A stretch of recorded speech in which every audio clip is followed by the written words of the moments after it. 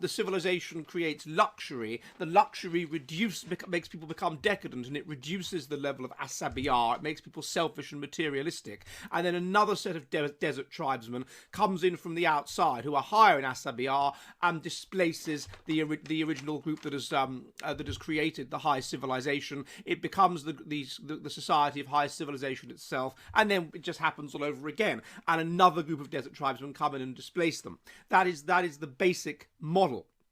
And there is a strong degree to which this is true. If we see in Roman history, Rome was high in group-oriented values, and then something happened when it built up luxury and civilization that it tipped over into individualizing values. Similarly then, if we have a society where the dominant ideology is woke, then what you really have is a society where the dominant ideology is a reflection of a very high level of selfishness.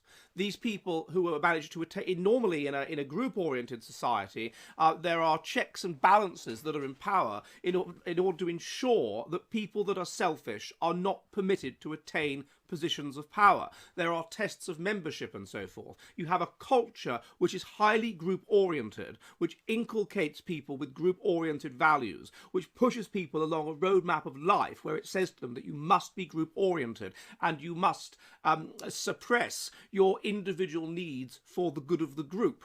Now, it's very, very difficult. The best way to come across as group-oriented in that kind of context, in which people will be looking for people that are group-oriented, is to actually be group-oriented.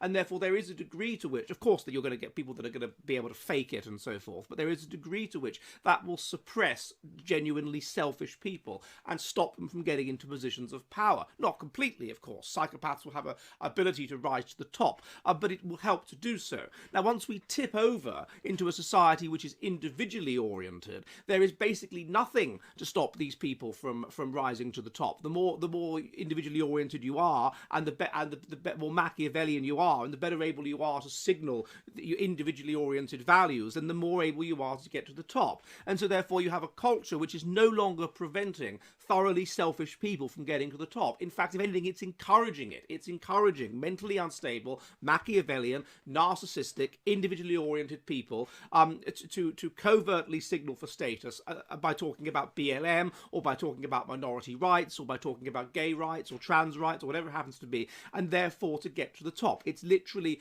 permitting and encouraging individualism. It's encouraging you to create your own identity. It's encouraging you to define who you are. It's rewarding people for being individually oriented, and therefore it's rewarding selfish people who are not interested in the good of the group, but are simply interested in the good of themselves, but who signal that they are interested in the good of the group in terms of kindness or whatever, in order to get power. Those kinds of people get to the top, and those kinds of people are fundamentally selfish. And this leads to a very serious problem, which is that an individually oriented morality is therefore inherently corruptible.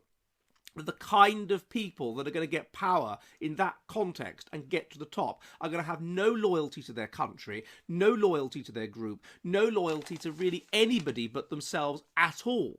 And they will be perfectly happy to, if necessary, to sell out the supposedly marginalized and persecuted groups whom they signal about and whom they go on about.